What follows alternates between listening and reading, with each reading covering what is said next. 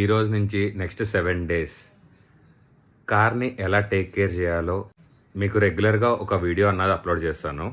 ఈరోజు day 1 car wash తర్వాత waxing అన్నది ఎందుకు ఇంపార్టెంటో ఈరోజు చెప్తాను.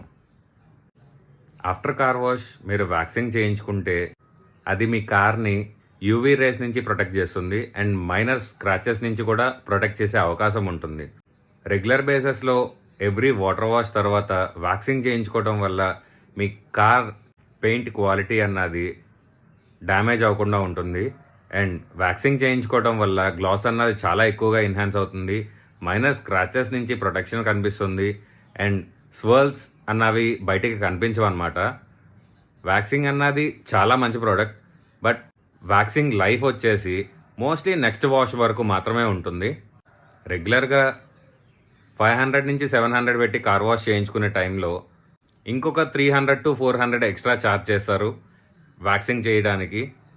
దానివల్ల మీ ఇంట్లో కార్ క్లీన్ చేసుకునేటప్పుడు కానీ బర్డ్ డ్రాపింగ్స్ నుంచి కానీ ఎక్స్ట్రా లేయర్ ఆఫ్ ప్రొటెక్షన్ ఉంటుంది. So that me car paint అన్నది డ్యామేజ్ అయ్యే ఛాన్స్ చాలా తక్కువగా ఉంటుంది. చాలామందికి డౌట్ రావచ్చు, ఏంటి వీడు 500 పెట్టి వాటర్ వాష్ చేయించిందే చాలదు అన్నట్టు ఇంకా 400 or 300 ఎక్స్ట్రా పెట్టి వ్యాక్సింగ్ చేయించమంటున్నాడు అని.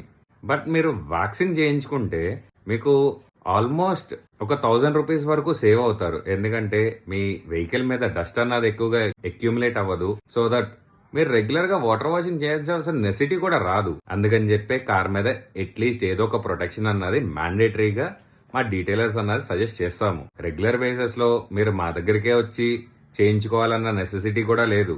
మీకు చాలా రకమైన ప్రోడక్ట్స్ అనేవి దొరుకుతాయి అండ్ కుదిరితే నేను డిస్క్రిప్షన్లో కొన్ని మెన్షన్ చేస్తాను అండ్ ఇక్కడ కూడా నేను కొన్ని మెన్షన్ చేస్తాను.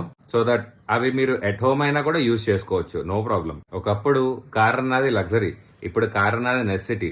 సో దాన్ని మనం ఎంత బాగా చూసుకుంటే మనల్ని అది అంత బాగా చూసుకుంటుంది.